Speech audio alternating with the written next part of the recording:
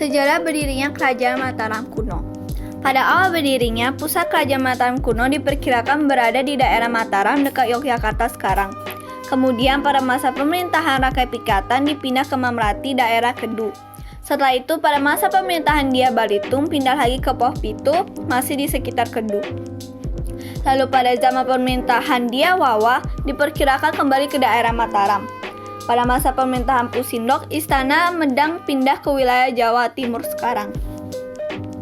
Kerajaan Mataram kuno ini merupakan kerajaan bercorak agraris. Tercatat ada 3 wangsa atau dinasti yang pernah menguasai kerajaan Mataram kuno, yaitu Wangsa Sanjaya, Wangsa Syailendra, dan Wangsa Isana. Wangsa Sanjaya merupakan penganut agama Hindu beraliran Shiva, Wangsa Syailendra merupakan penganut agama Buddha, sedangkan Wangsa Isana merupakan wangsa baru yang didirikan oleh Mpu Sindok. Raja pertama Kerajaan Mataram kuno adalah Sanjaya. Sanjaya juga merupakan pendiri Wangsa Sanjaya yang menganut agama Hindu. Setelah wafat, Sanjaya digantikan oleh Rakai Panangkaran yang kemudian berpindah agama Buddha beraliran Mahayana. Saat itulah Wangsa Syailendra berkuasa. Pada saat itu baik agama Hindu dan Buddha berkembang di Kerajaan Mataram kuno. Kerajaan Mataram kuno dikenal juga dengan sebutan Mataram Hindu. Meski pada faktanya di masa tersebut hidup berdampingan dengan pemeluk agama Buddha.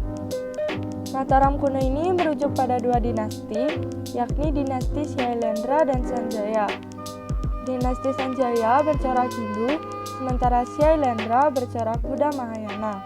Kehidupan pada masa kerajaan Mataram kuno. Di masa dinasti Sanjaya, kehidupan ekonomi pada saat itu bertumpu pada sektor pertanian, sebab keberadaannya yang berada di dalam pedalaman dan juga memiliki tanah yang subur. Seiring berjalannya waktu, kerajaan ini mulai mengembangkan kehidupan di bidang pelayaran. Hal ini bermula ketika masa pemerintahan Balitung yang memanfaatkan keberadaan Sungai Bengawan Solo sebagai jalur lalu lintas utama perdagangan menuju pantai utara Jawa Timur. Berdasarkan catatan yang tertulis di dalam Prasasti Cangga, dapat ditarik kesimpulan bahwa di masa Wangsa Sanjaya mempunyai kepercayaan agama Hindu dengan beraliran Siwa. Sebetulnya di masa dinasti Syailendra tidak diketahui secara jelas mengenai kehidupan sosialnya. Namun berdasarkan peninggalan berupa candi-candi, para ahli sejarah menyimpulkan bahwa kehidupan sosial di masa itu sudah sangat teratur. Pada dinasti ini juga telah ditetapkan pajak bagi seluruh masyarakat Mataram. Mayoritas raja yang pernah memerintah di masa dinasti Syailendra menganut agama Buddha Mahayana. Hal itu sekaligus membuktikan bahwa agama Buddha telah masuk di Mataram.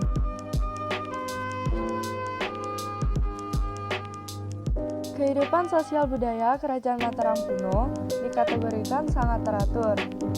Kehidupan sosial dipengaruhi oleh sistem kosmologi, yakni suatu kepercayaan bahwa dunia manusia sangat dipengaruhi oleh alam. Sistem ini menjadikan rakyat patuh pada raja yang dianggap sebagai dewa. Sementara raja memerintah dengan arif dan bijaksana.